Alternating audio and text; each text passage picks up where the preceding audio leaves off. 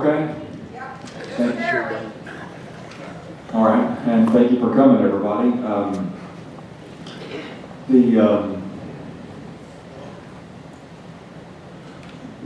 For those of you that don't know, I'm Tom Blumhorst, and my wife Kathy and I are president of this club.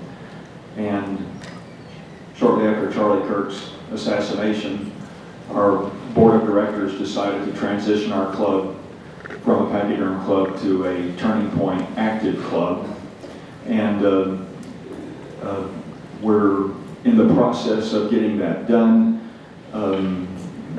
There's been so many applicants for these clubs that the paperwork is backed up, is the best way I can say it.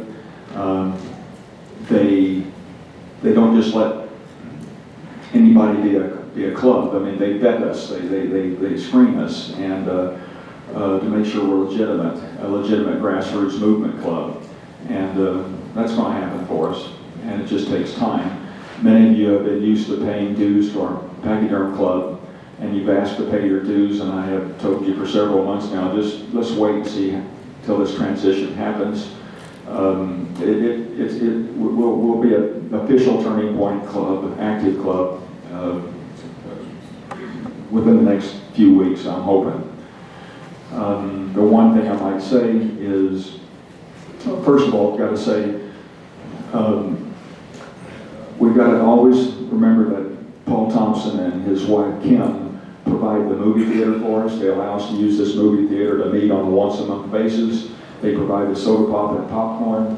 And if you know them, please thank them. If you don't, come to a movie here sometime, to help them. And we have been meeting at this movie theater for probably 3 years now, and this has really been great for us. And then, of course, starting at 5:30, we show the Charlie Kirk reels. That in itself is a draw for us.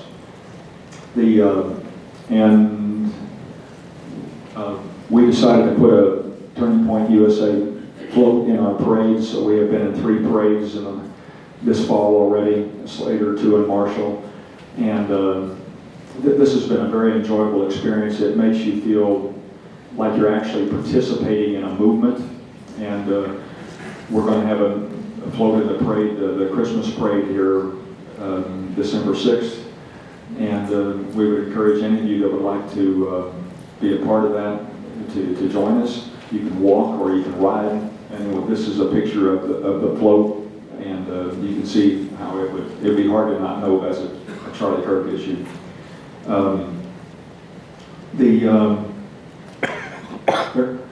There's 2 people I want to welcome right now.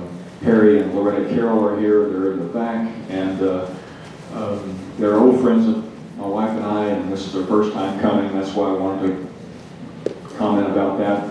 And Loretta's already asked where to get a shirt. And good friends, not old friends. Okay. Well, maybe both. So at any rate, Loretta already has asked where she can get a shirt, Charlie Kirk shirt. Maybe not exactly like this, but M-Town Graphics on the square is where you can go get one of these shirts. I think you can get the logo on it and the shirt for $22 or something like that.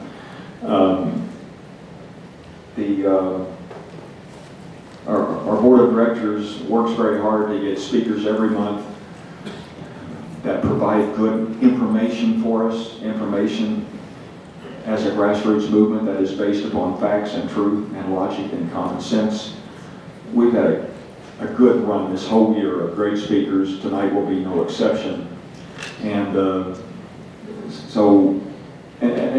this is a tough night. It's 2 nights before Thanksgiving, and I've had all kinds of people texting me. By the way, Kathy and I text about 200 people before every meeting, and I always get the comments back.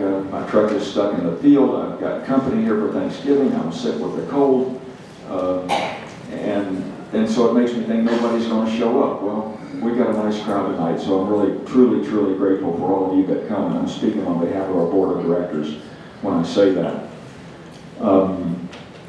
So anyway, see me after the program if you're interested in participating in the float in the parade. And so as is our, by the way, transitioning to a Charlie Kirk club really fits us because we have become a strong grassroots movement club, and we're very independent thinking people. We are very well informed people. When I say very well informed, we are people that know more. But we're not just Fox News watchers. We watch we get our information from good, reliable sources. We read books. By the way, I just finished reading a Bill Federer book on socialism. It's such an easy read, and it's an amazing book. And I brought it with me. I'll let you look at it tonight. But he talks about how socialism has been just creeping and creeping and creeping into our country for decades and decades. And the Thanksgiving coming up, I might make mention of the Pilgrims. The Pilgrims came over on the Mayflower, and they were financed by investors in London. And they were told they were going to have a commune, and everything was going to be put into a central store, and that each person had a share of what's in there, but each person had to produce something to put in there. And so that was the first effort at basically communism, and it just failed miserably. And so the point I would make is we've had all kinds of experimental efforts by countries and towns and cities and forever that have tried socialism. It never works, and it's amazing to me that we still have to fight socialism like we do. Actually, we're fighting communism at this point in time. So, at any rate, we're very much a movement in our club based upon Charlie Kirk's. He always said we want to shrink the government and we want personal freedom. And that's what our club movement is all about. Based upon, and like Charlie, we're focused on Jesus Christ in our movement. So we're going to start with a prayer tonight, and as is our custom, one of you always come up and say the prayer for me. Tonight, Charles Avalez will come up and say the prayer and lead us in the Pledge of Allegiance, and then I'll introduce our first speaker for the night. Thank you, Tom. Welcome, everybody. If you're wearing a hat, if you move your hat in reverence to our Lord, I like the sign up here, "We the People."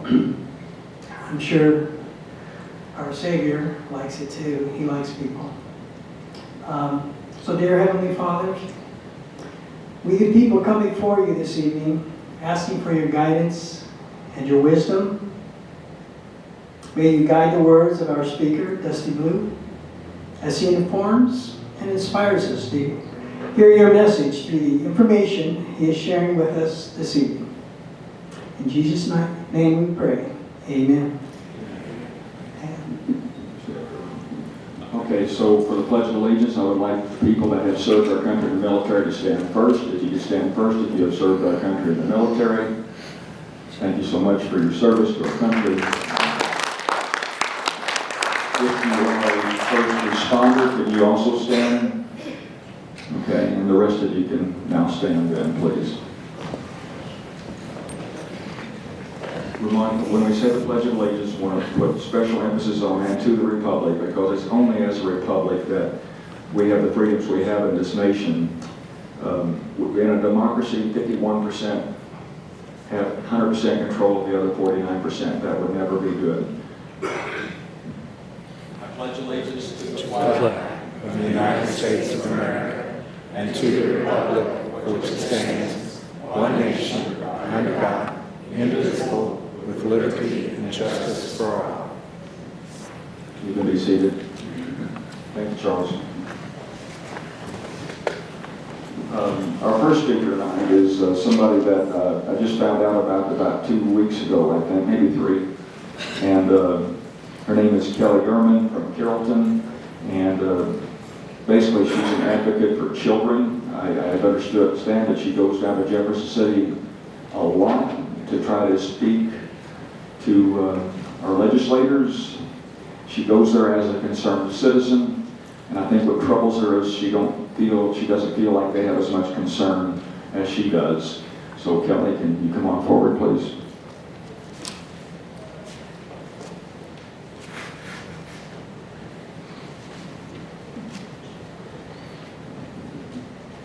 Thank you. Hello.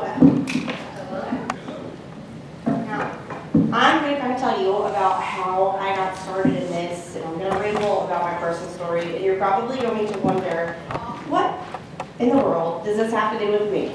And I promise you I will get there. Put it close to your mouth. That's right. Just make it right. In 2021, I had a real challenge with the family court system. 2021, my ex-husband was charged with a felony non-support. It took almost 3 years to get a conviction on that. Many continuances in courts, many no-shows, many warrants. Many times he was picked up, he was put in jail. The next day he was let out on an ROR bond. At one point, after he was let out on an ROR bond, over years time span, I had asked the prosecuting attorney, where do we go? When does this change? And how do we fix this? The prosecuting attorney himself had asked me, is your child on state assistance? My answer was no, I cover everything. And so the prosecuting attorney then told me the state is not going to fight that hard for your kid because the state is not paying for your kid. And that was absolutely the wrong answer. And that is what fueled the fire.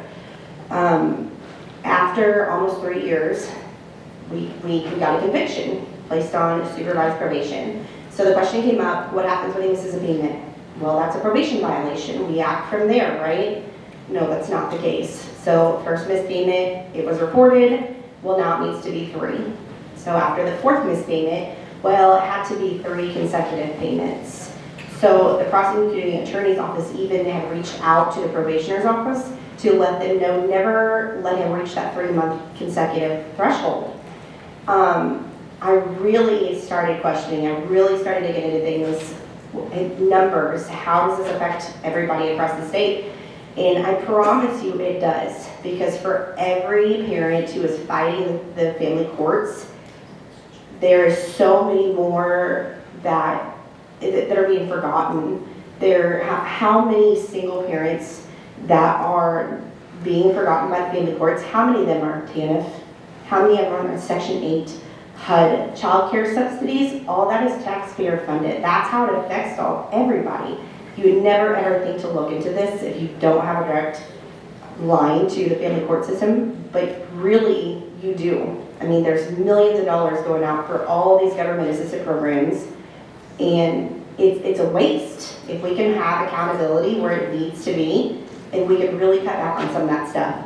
And just to kind of put it in perspective, Missouri is ranked 14th highest in the nation as far as child support arrears. That number is not acceptable. It is $2.164 billion in child support arrears. I mean, that's real money. That's kids with no coats. That's kids that may not get to play fall basketball, spring soccer. That's real money, and it's a real problem. We, in Missouri, I mean, we rank on a per capita basis along with Ohio, Michigan, Tennessee, New Jersey, Illinois. That is proof that this is not a big state issue. This is a system failure. I refuse to take no for an answer. I called. I've got lots of silent phone calls back, or just no phone calls at all. And to put it into perspective, this affects 83,000 children in Missouri. And you break that down a little farther, that is 1 in every 16 children. My kiddos go to Carrollton Elementary School. My oldest, there's 17 in his class. My youngest, there's 16 in his class. Imagine standing there looking at those kiddos and you know that the system has completely forgotten them. Where did the family court system go so far away from what it was put in place and designed to do? I started reaching out to local people, local representatives. I could never get anywhere. Everybody would say, oh, I agree, the system's broken, but we don't know what to do to fix it. Well, it's your job to find a solution to fix this. I couldn't get anywhere locally, so I just started reaching out down at Jeff City, and I have called every representative that sits on the Children and Families Committee. I have only had a response from 3. Holly Jones invited me down to the Capitol, and I spoke with her. Wendy Hausman, her legislative assistant had called and invited me to speak with him too. So I met with both of them in Jeff City. Wendy Haxman's assistant invited me to come back and testify in front of the Government Efficiency Committee. Wendy Haxman is a chairholder for that, and the children's services is something she wants to look into because there's a whole lot of wasted tax dollars there. I mean, and I even reached out on the other side of the aisle. I'm not opposed to having conversations with people with different views.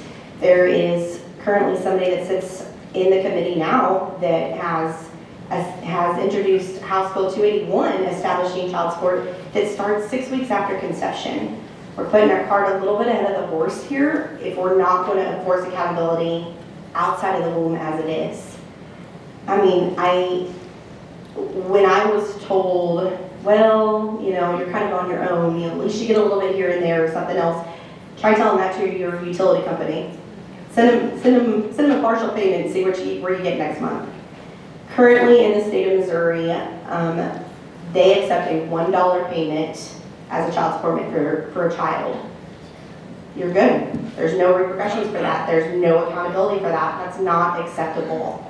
That, I mean, it continues to fall into everybody's tax dollars, because if you can't get somebody to help you support the child that you both created together, where are they going to go? They're going to go to government programs.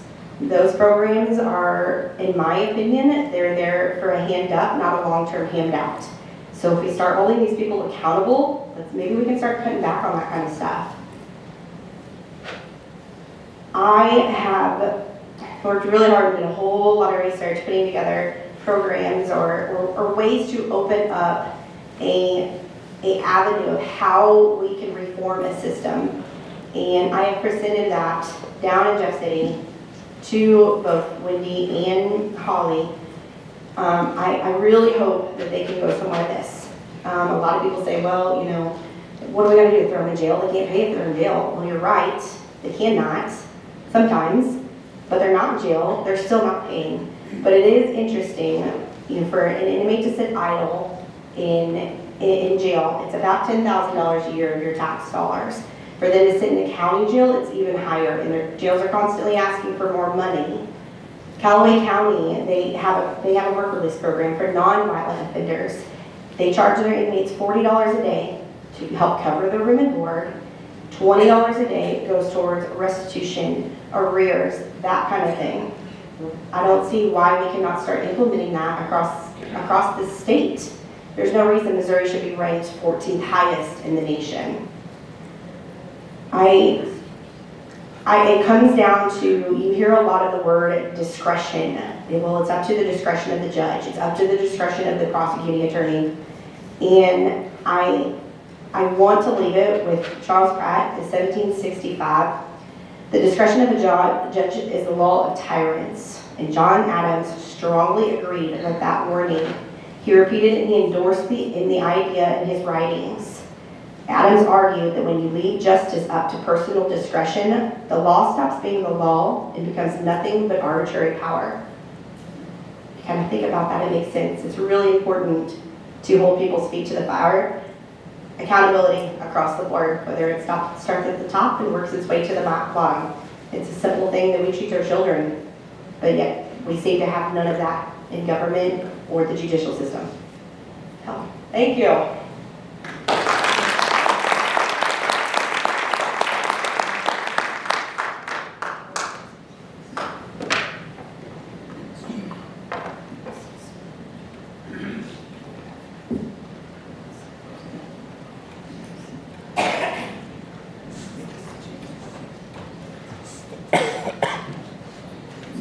Thank you very much. Dusty, if you want to start coming up this way, Sophie's in the parking lot going to be here. And questions for her while we're waiting on Sophie? does anybody have any questions for Kelly while we're waiting here? Okay, let's why don't you have a seat right there? We're with your husband, that's fine. And I met Dusty. I'm with a group that has gone to Jeff City a few times. We went there for the election of the Speaker of the House, and we went to Jeff City when they were electing a chairman of the Republican Party. Dusty was doing a podcast then, and you could just tell he was one of us. And then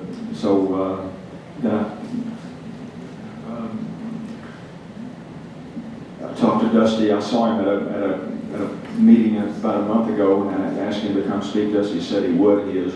I'll let Dusty take it from here and tell you what he's all about. And thank you very much.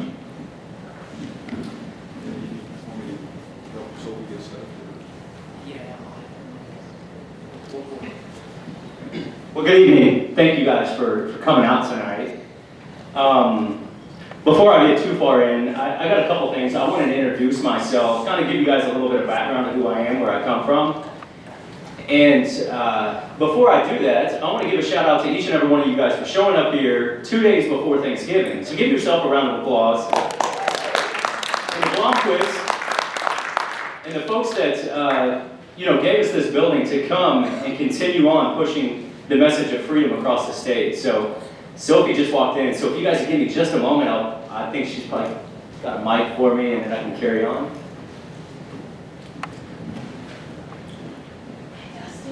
Hi, everybody. So how many of you guys were here when the Shield Maidens were here? Okay, so we got Sophie Shore, which is Stacy's daughter. She is Shore Consulting, and she is running my campaign, and so she's coming tonight to kind of do some videoing for our campaign. So bear with us just for a second. Sorry, guys. I'm behind today. Maybe that's just put this on. Good. Check. Magnetic FPGA.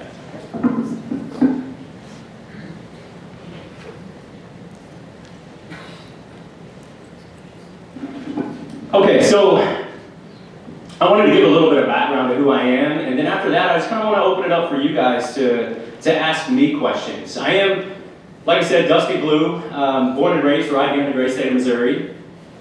Mexico, Missouri, how many of you guys are familiar with where that's at? Yeah?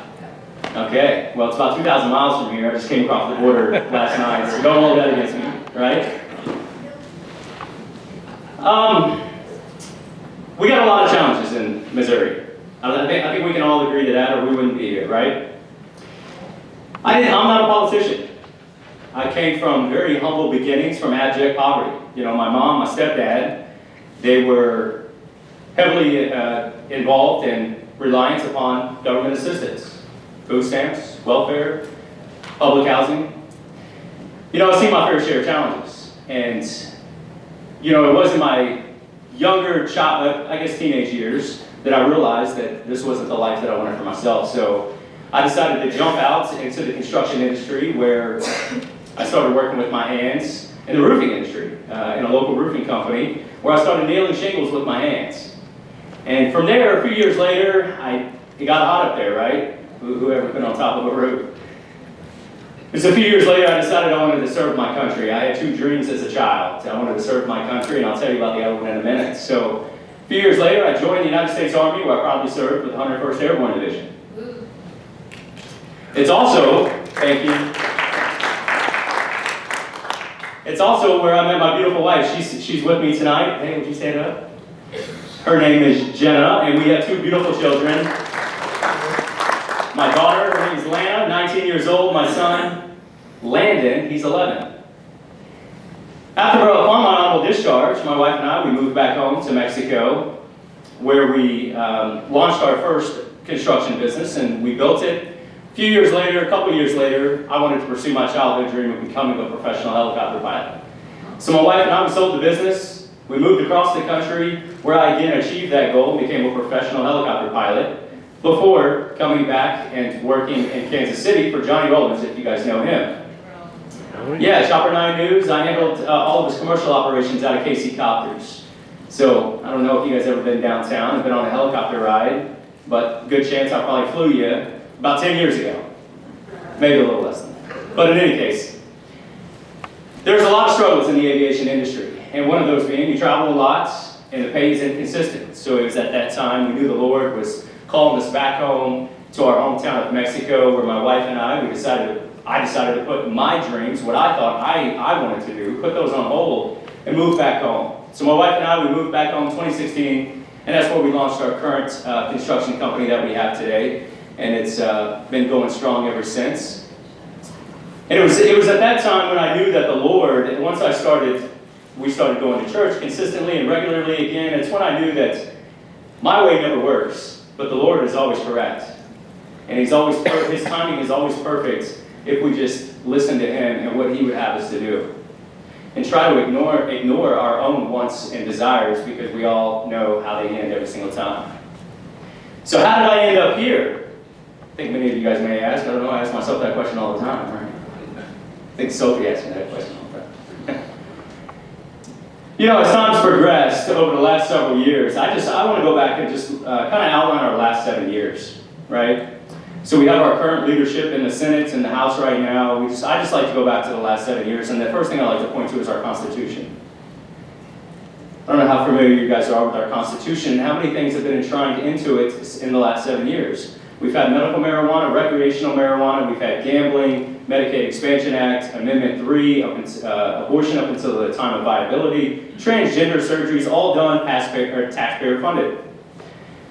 I begin to notice that this is a huge problem. If we don't get the right people that's going to step up and fight the swamp and say no to the big corporate giants and start putting the people first, listen folks, we're not going to have a constitution, we're not going to have a state. What are we leaving behind to our kids and our grandkids? So that's a little bit about me. I'd like to go further into that, but I don't want to take up too much time. I want you guys to pick up the mic, ask me some questions, and let's dive into this thing. Tom? There he is. I can't see that. Anybody have a question for Dusty? Well, I would say, I can give you my own history. I kind of got started being interested and active in 2019. And at that time I thought, well, you go back further. I used to be a Democrat. I voted for Jimmy Carter twice, and you can't get more stupid than that. That works every time I say it. You know, and so then I realized the fallacy of being a Democrat. You know, I grew up in a family that was Democrats, but I didn't. I just did what they did. But then when I started thinking for myself, I realized, well, this isn't any good. And so I therefore became a Republican, and I thought, well, now I'm good. And then I started realizing that just being an R doesn't make things go the way you think they ought to go. And so what I have discovered since 2019 is there's just different R's. You know, there's the establishment people, and then there's the grassroots people that are independent thinkers. And I thought, by doing my own research and surrounding myself with people that do research, that the Republican Party would be inclined to listen to people that do good research. And I found that grassroots people simply seem to get stonewalled. They do not have an interest in listening to the everyday person. And so little by little, I started realizing that in Jefferson City, even though we're a very deep red state, we don't get deep red results. And I probably became most annoyed when we were such a pro-life state that in one election we became such a pro-abortion state under the watchful eye of all these Republicans in Jefferson City. And they make all kinds of excuses all the time about how it happened and blaming somebody else. But it's on their watch that people we elected to go to Jeff City that we became a pro-abortion state in a disgusting way.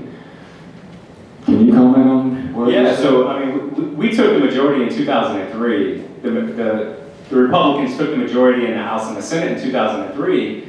But since then, in 2017, we took all of the statewide offices, our Secretary of State, Governor, Lieutenant Governor, all the statewide offices, supermajority in the House and the Senate, but yet no big red legislation is getting done. But the consistent Democratic ideology type stuff continues to get done and enshrined into our Constitution.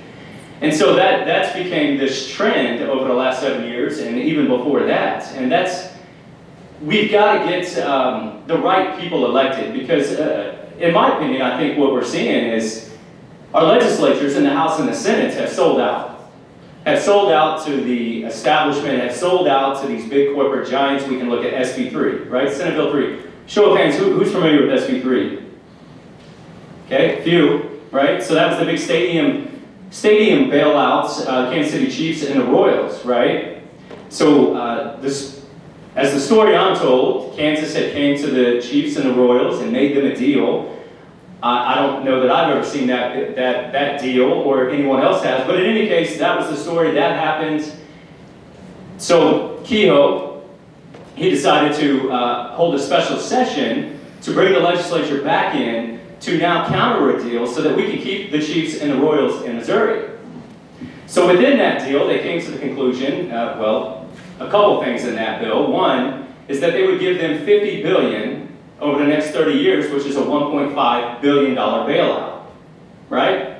Along with that bill, there was some real estate tax in there that was unconstitutional, and we can get into that if you guys have any questions. But effectively what that did was it put a cap on the urban areas a freeze at the urban areas and a 5% cap in the rural areas. And that's what we continue to see is why hold a special session to give our money to the corporate giants. These are folks, these are people that are billionaires already, right? How much does it cost to go to a Chiefs game, to a Royals game? I'm from Mexico, population of about 11,000 and some change. 71% of my community lives at or below the poverty line. I can tell you right now, folks, the vast majority of Mexico, Missouri has never been to a Chiefs game or a Royals game. They're never going to go to a game because they simply can't afford it. But yet, it's their very tax dollars, our tax dollars, are the ones that's paying to renovate those stadiums or build new stadiums. And it's disgusting. It's simply disgusting, and I'm sick of seeing it. And we can continue to go down the line with the corporate bailouts. But that's kind of, anybody have any questions on SB 3? I can't see anything, so Tom, you have the lights are playing. No, I got a question here. Yeah, Tom, Jimmy Carter was though. Bessie, how long have you been, you didn't hear how long you've been in Congress, and my main question is and you said some of it, but how are you dealing with some of the rhinos? Because some of them we put there just aren't doing their job. I don't know if they're Democrats or what, but they say they're Republicans. It's kind of disgusting. I know you're not there yet, but that's where you're trying to go. Yeah, I'm running for state senate. I'm not a sitting congressman how do we deal with the rhinos? This right here is gathering and educating ourselves on who these candidates are. So a brand new candidate, I can sit up here all day and tell you everything that you guys want to hear, and you can believe me or not, and so forth, right? But how do we vet our candidates? What are some of the things that we can do? And this is what I encourage everybody to do. So if they are a sitting state rep and they're transitioning over to the state senate and running for state senate, look at their voting record. Go check out their voting record. Look at the legislation that they have voted on. You're going to learn a lot. The second thing that you can do with someone like me, you don't know me from Adam, so how could you vet me? Look to see where I'm getting my money from, right? So some of my opponents, if you see them and you look at their MEC or you look at these other candidates, if you look at where they're getting their money from, in research in those line items at the MEC, if you go to mec.mo, find out where they're getting their money from, and if you see names like Roy Blunt's and others, they're part of that establishment. So you're going to get, effectively, you're going to get exactly what you've been getting by electing those same people. So we have to do our part out here. You have to do your part, right? And then we elect good, solid Christian conservatives that are going to get in there and fight these rhinos, or Republicans in name only, correct, right? But we have to get the right people in there that's not going to cave to the establishment. It's my understanding that the rhinos typically don't want you to look at the scorecard, and they vilify the scorecard that scores everybody. And then they don't want you to look at how much money they get from big corporations. They don't want you to see that. I'm glad you brought that up. The Shield Maidens, they have a scorecard of their own. If you guys don't have social media Substack, I encourage you guys to get on there and look at the Shield Maidens if you weren't here to listen to them. They have an outstanding scorecard. And there's several others out there that you can learn a lot about the candidate, or not only the candidates, but our sitting state legislature, our House members, as well as our senators. And you can learn a lot on who they are, so how do we stop them? And it's doing this right here. You know, you guys can't vote for me, but obviously you guys can support me, and I don't care how far you guys are, how big the crowd is, or how small. I want to come out so that you guys can know who I am, because I won't just be representing SD18, I'm going to be representing you as well. Got a question here. Hey, Dusty. So I'm with Act for Missouri, and we've been traveling around the state here this last few months. And I think one of the discussions we need to have is, what is the purpose of government? We've got a budget that's half of the money or more is coming from the federal government, and that money is going to be hopefully being reduced. We talk to a lot of people that want to run mostly in the House and stuff, and they tell us all the great things they want to do. But I think more than anything, we need people that understand what the real purpose of government is and stick to that. So if you could speak on that and maybe your philosophy on how you'll judge bills when they come before you. Yeah, great question. Thank you for the question. Yeah. So, I mean, our jobs is fundamentally to protect the rights and liberties of you guys, right? That's our fundamental safety, protect the rights and liberties of you guys. And when it comes to bills, and my personal philosophy on this is I honor Christ, and I have to honor Him in all that I do. This life is short. It's a blip in comparison to eternity, so He's my ultimate judge. I'm not concerned with people around me in the legislature at Jeff City, what people are going to say about me. That's irrelevant to me, because at the end of the day, we have to answer to Him. Each and every one of us, whether you have a relationship with Him or not, we will all stand in front of Him. The second, our Constitution. Does it violate our Constitution?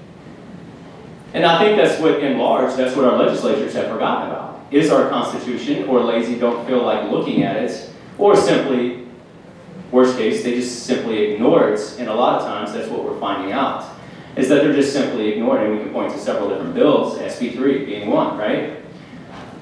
We have to get back to our Constitution. Then we have to define exactly, as a legislature, what is the proper role of government? I'm all for less government. My ultimate goal is to stop bad legislation, not pass a bunch more.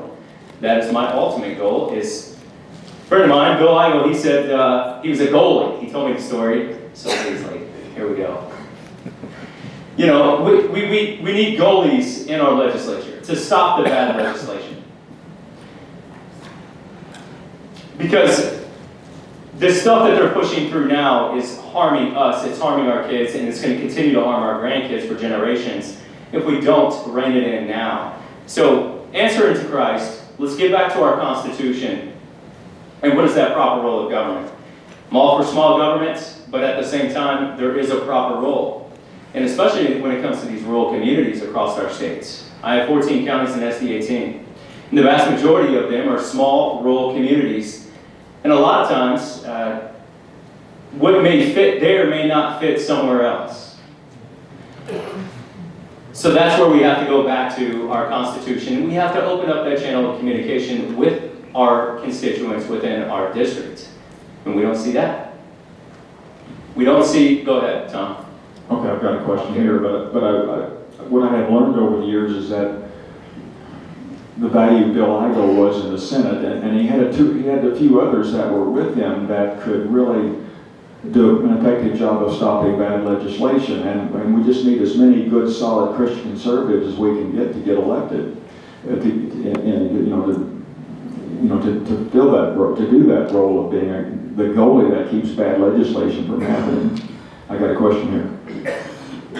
Thank you. Many of the items that you put forth, the Amendment 3, the marijuana, the gambling, all that has come through initiative petitions. And there's also, so what is your thought about that and the new amendment that's going to probably hit the election cycle in August or November that is going to require a majority of each of the 8 districts to actually pass legislation that has come forth by initiative petitions?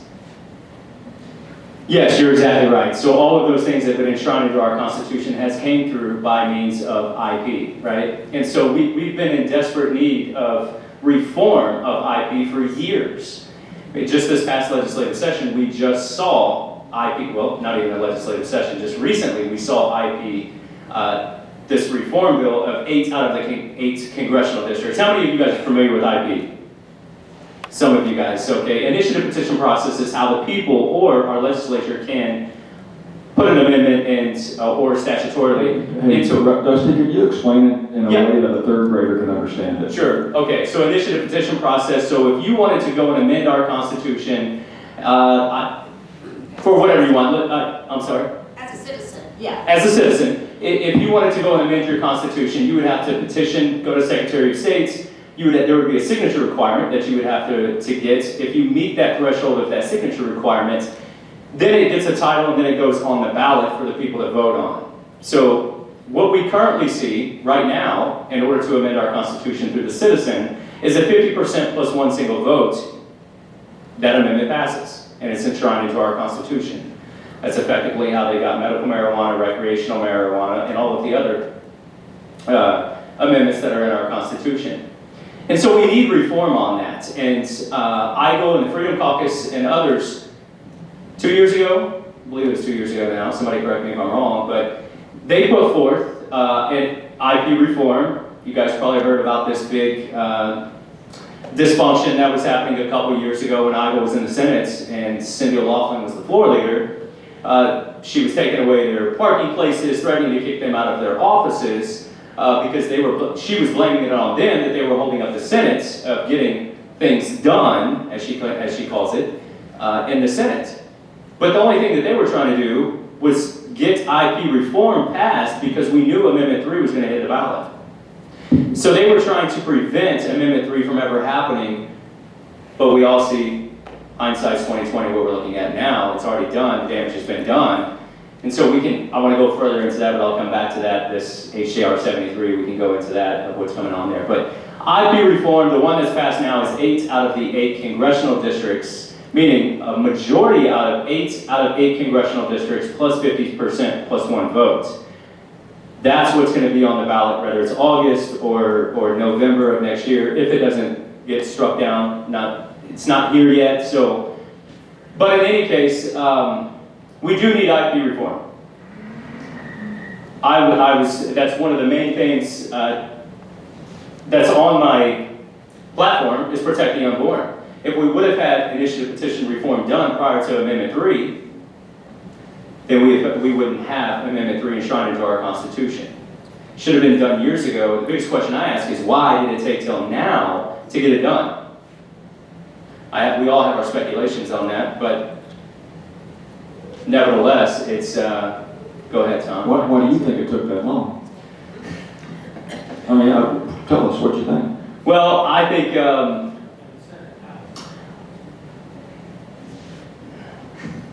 sorry. Yeah, so, well, listen, I think it's an election cycle coming up, right? So this is the same old thing. We look back at SB 190, which was the senior citizen tax. We can look back at when those things happen. They generally happen around an election cycle.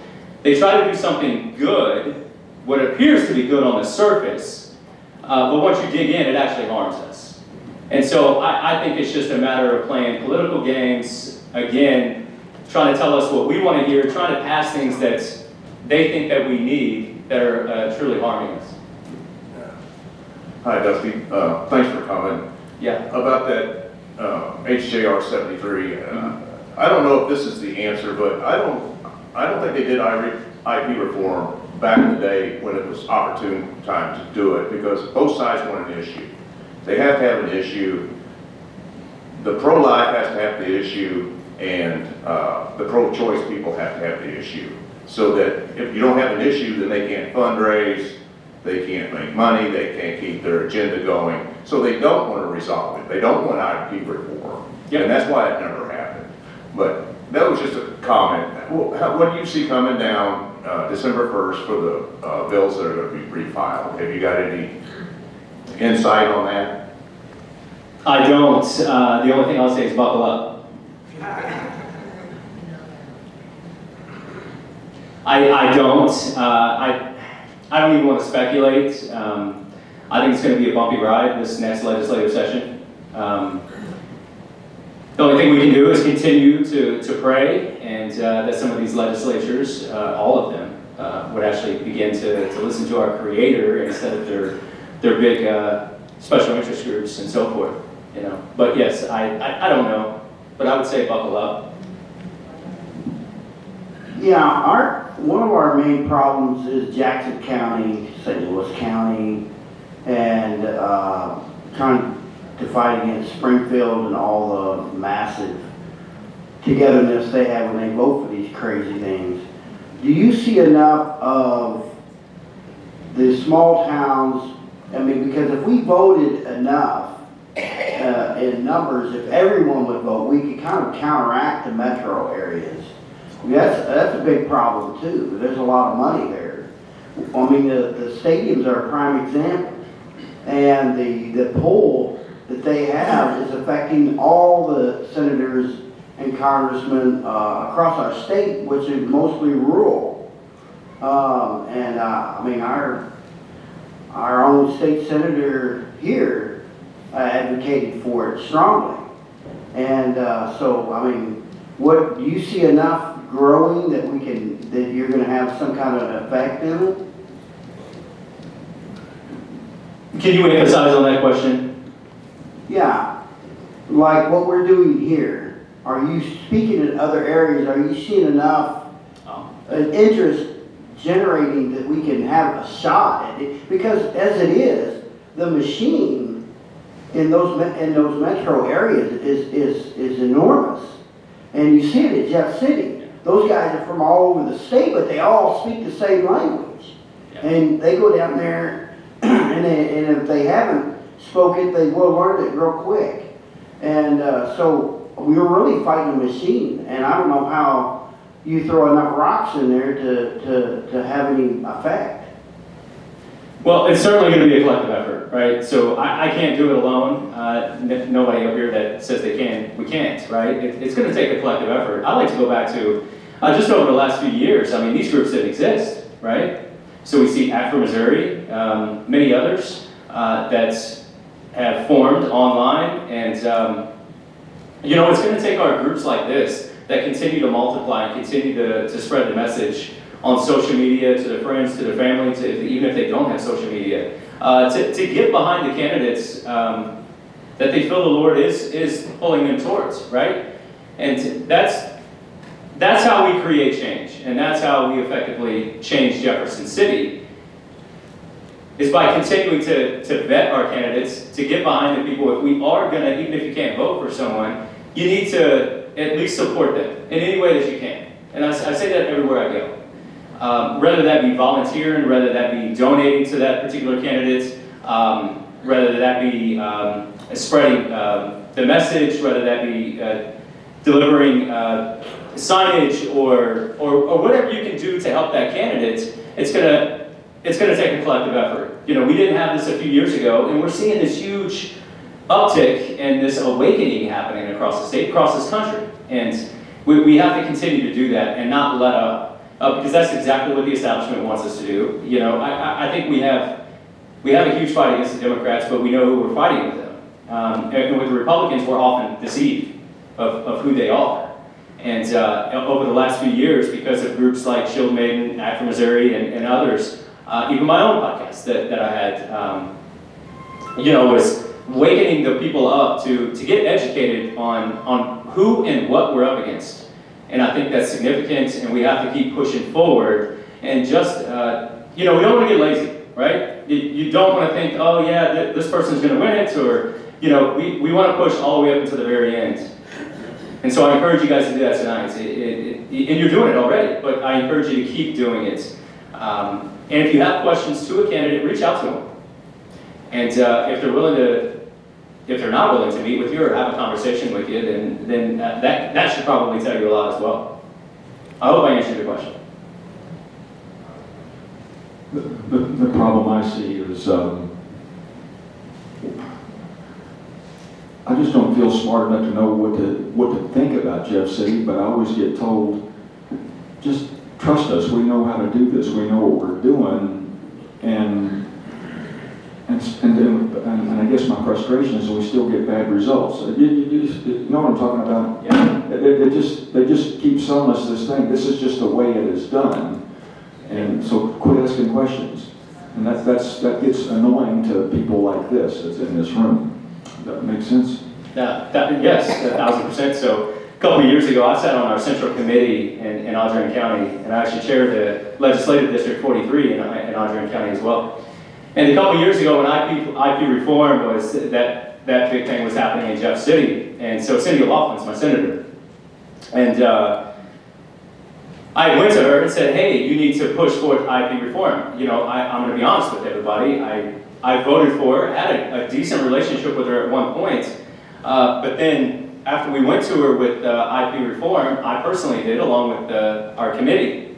And we said, you need to bring this up. At the same time, there were several other county committees across the state, maybe you remember, that were all sending her those letters saying, hey, you need to bring this up or we're going to censure you, right? And so at that time, Cindy she went off with me on the phone. Dusty, you have no idea what's going on, and you need to stay home and you don't need to be down here. And that's the type of arrogance and pride that we're dealing with in Jeff City. It's not just one person. I do talk about Cindy, but I don't want to beat her up because it's bigger than her, right? But I like to use her as an example. This most recent exchange, how many of you guys have seen the exchange between Cindy O'Loughlin and Josh Hawley? A few people.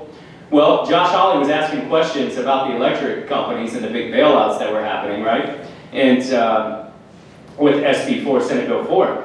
And he was asking questions like that, and Cindy O'Loughlin had written a letter, emailed to him, stating, and I'm paraphrasing, that to stop asking questions. So Josh Hawley commented on social media about that. When was the last time we seen a U.S. sitting senator call out his own party of his own state, the president pro tem? I don't recall that happening. Maybe it has. But that was pretty significant. But I want to take it a step further to elaborate, to expand on Tom's point there, was at one point before she made that decision to reach out to a sitting U.S. senator and tell him to stop asking questions, she had to have thought that was a good idea. And to me, that's nonsense, right? To have the audacity and the level of arrogance and pride to think that you can reach out to a U.S. sitting senator of your own party and tell him to stop asking questions. And that is one of the fundamental reasons of why we have so much dysfunction in Jefferson City, is because they don't believe that they're accountable to us anymore, right? They have their level of pride and arrogance, and this power trip that they get on is just off the charts. And we have to get back to the way it was designed to be. And that's ruled and governed by the people. Article 1, Section 1 of the Missouri State Constitution. I think you said the right word, which is the arrogance they have down there. Because Josh Hawley is not a nobody. I mean, he's not an average senator. He seems to be rather noteworthy to me. And so the arrogance that you could speak to him like that I think that's what's pervasive in Jeff City right now. And it's toxic. It's toxic. It's unhelpful. It's unproductive. And ultimately, what does it solve? You're going to reach out to a U.S. sitting senator and you're going to tell him to stop asking questions, as if he is just going to just listen to that. I don't know where your mindset is. I just blame it on you're just low IQ with a big power trick is what I kind of sum it up as. But. Okay, I got a hand back here, I'm coming. Sorry. That's all right, I'll It be- seems like we have a lot of issues with our Speaker of the House. I know you're running for Senate, but, and then when a true conservative tried to run, I want you to say it again because you're making a good point. It seems as if we have a lot of problems with our Speaker of the House, and the rules that give no power essentially to a freshman coming in. Also, if you choose to run against the Speaker, you're going to be, like Justin Sparks, really targeted and maligned for even running, even taking a chance to run. And that's all very disturbing, and I don't know quite how to try to fight that. I know you're running for Senate, but I think the same things probably go on in that chamber as well. Yeah, I mean, you bring a good point. I was actually down there that day. I was actually, before I ran for Senate, I was down there on January 5th, I think that day was, for the speaker vote. When I was doing my podcast, I'll back up, kind of take you guys down that road for a second. I was started my podcast, I think it was, I don't know, a year or two ago, and I was doing a lot of local politics and covering our school board, covering a lot of local issues. And so kind of transpired and started moving towards the state level. And so I brought Justin Sparks, in fact, on the show one time, and he kind of broke this down because I didn't understand what was happening. And so the House operates more from a top-down structure versus the Senate is more of a bottom-up structure, right? Is there a lot of issues in both? Absolutely. And we can get into those. But with the Speaker, what I found extremely alarming and concerning was that they elect the Speaker before the next set of legislatures come into that office. And so when I walked in, I'm during my podcast, and so I walk into Jeff City, and I get my little media pass or whatever, and I go up to the media place, and I walk in, and there's this printout, and right in the middle of it, it had all the House speakers, or correction, the House members, and then it had the Speaker, John Patterson. This was before the House vote. That's extremely concerning because we have a lot of new state representatives that weren't in office prior to that day. This was their first day in office. But they had already made up their mind on who the Speaker was. Now, Justin Sparks had broken it down to me on the show. I encourage you guys to go to my channel on YouTube, Dusty Blue Show, and interview Justin Sparks, and he can break all of this down. I'll paraphrase it for you. And essentially what's going on is there's a winter caucus. During this winter caucus, they are given envelopes with a dollar amount on it. And that dollar amount, these envelopes come from the HRCC, which is the House Republican Central Committee. And within that dollar amount, and it could be anywhere from, I don't know, but I think Justin's was several thousands of dollars, and if he paid that, then you would get chairmanships or you would get some sort of leadership positions, and that's how John Patterson had effectively paid his way to get to that position as Speaker of the House. Also, I encourage you to look on there. I did some other shorts and stuff on there, and he, you know, I won't get into that. But John Patterson, I think he's a Democrat. I'll just say it. How about that?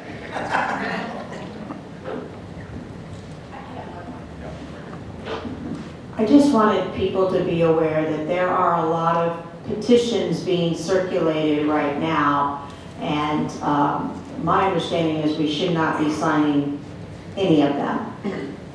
Would that be your thought as well? I've heard about some petitions. I'm not sure exactly what they are. If you can elaborate on exactly what those are. It seems like there's always a petition going around, so I don't know exactly which one you're talking about. Yeah, I think they're, some of them are addressing the state becoming a pure democracy, so removing our status as a republic. I believe there's another one on abortion, trying to counter the new Amendment 3. I think redistricting is an issue, not that it is being circulated as well. I would also just let people know that if you're approached, they have to have a full copy on them of the actual language that they want adopted, and if they don't, that's a felony. So just ask to see those materials. Yeah, great point. And you brought up the new amendments and then redistricting. And so I want to touch on redistricting because we just saw that they changed that, right? They're trying to undo that change from a 6-2 map to a 7-1 map. Are you guys familiar with what happened there?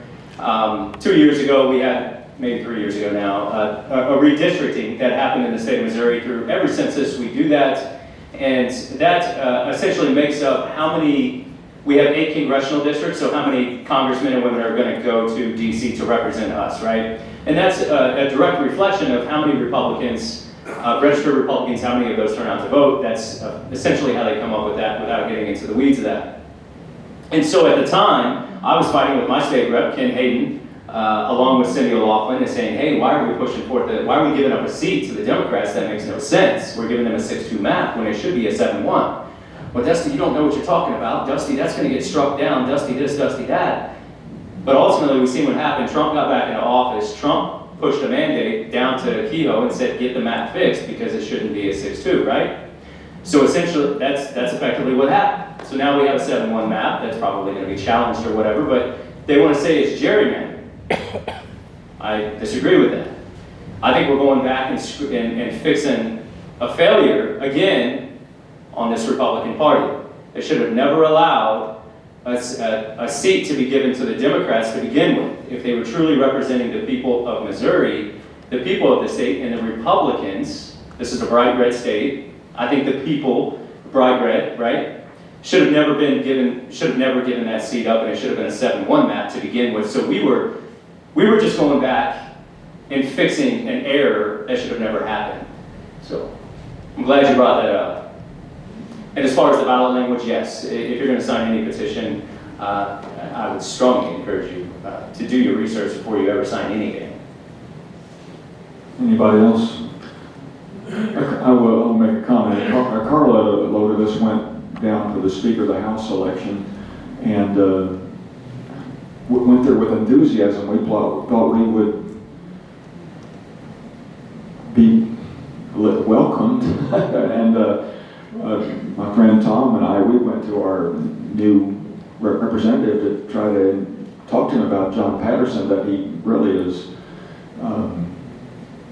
he's a pro-choice guy. He's really more of a Democrat than he is a Republican. He's for sure a moderate. And he's a Democrat. Yeah, well, that's exactly right. And it seemed. And listen, that's not coming. That is coming from me. I believe that. But I was also speaking with, and I didn't mean to interrupt, but Scott Cupps. He's also a state rep, and I have him on camera, and he says that he was voting for John Patterson, and he is in fact a Democrat, and he knows that.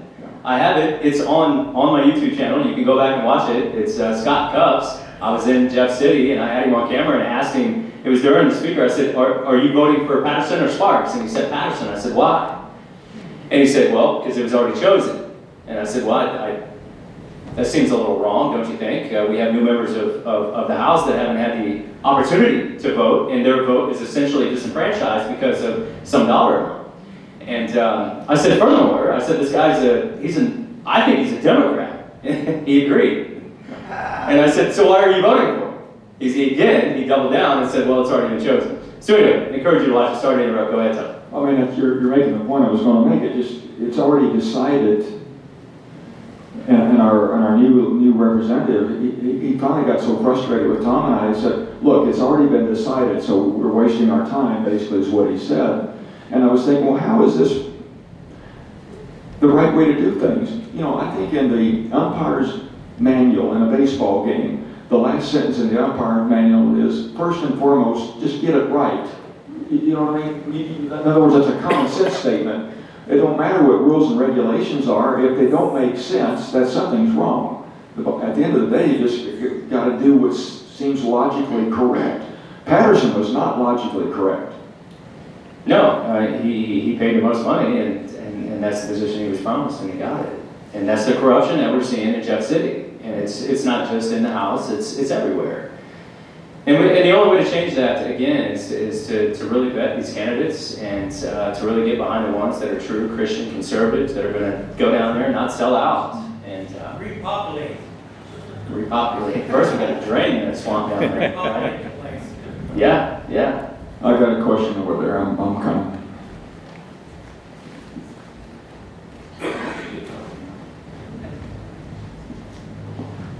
Who's got a question? Me? Oh, my. Mine's not a question, I just want you to speak up. Obviously, we can't vote for you, you live in Mexico, Missouri. But we all have friends, cousins, relatives, there's Thanksgiving, there's Christmas.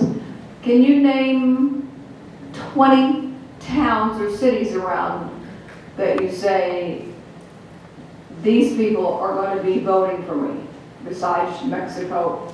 Name your little small areas. You said so many counties, but counties goes over my head. Sure, yeah. So it's 14 counties. So I'll list the 5 big ones. We have Mexico, Moberly, Macon, Kirksville, and Hannibal. We have LaGrange. Those are the big towns. The rest of them are a lot of rural communities like Palmyra, LaBelle, Unionville, trying to think here off the top of my head, who asked for 20? I think I've been to all of them. I'm not even sure I can get through all of them. Let's just pull it up.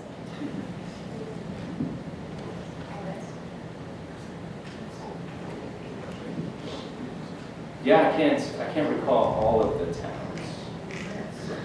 That's enough. Towns just helps me better. Yeah. So we have, Ladonia, Vandalia, Perry, Center, Monroe City, Shelbina, Shelbyville, Clarence, Paris, of course, Macon, La Plata, Edina, Lewistown, Memphis, Downing, Bloomfield, nope, I'm sorry, too far. Canton, LaGrange, Ewing, LaBelle. I hope that kind of gives you guys a perspective. So think of Audrain County, Mexico being the southernmost, and then pretty much draw a line straight up to Iowa, and then all the way over to the Mississippi River and come back down to Hannibal, and then Highway 19 kind of curves and cuts back into Rawls County, and then into Mexico. So it's just the whole northeast side of the state. So if you have anybody that lives over there, so thanks for bringing that up. Okay, I'm not seeing any more hands. A couple of comments I'd make is that this movie theater does a real good job of showing angel movies, and whenever you see an angel movie that's here, you should really go come here and see it. We have got a movie that we're going to show at one of our meetings called American Miracle, and as long as we keep getting good speakers, we'll let good speakers speak. But if we run up again a month where we won't have a quality speaker for you people, then we're probably going to show that movie and we'll announce that. Second thing I would say is Dusty and Kelly would be glad to speak to anybody who wants to come up afterwards. And if you want to stay and congregate and visit with each other, please do it in here. Don't go out into the lobby to do that because there's a movie going on upstairs and we don't want to disturb them. And once again, thank you so much for coming tonight. We've got a nice crowd and a tough night. So thank you all very much for coming. Dusty, thank you very much. And Kelly, thank you very much.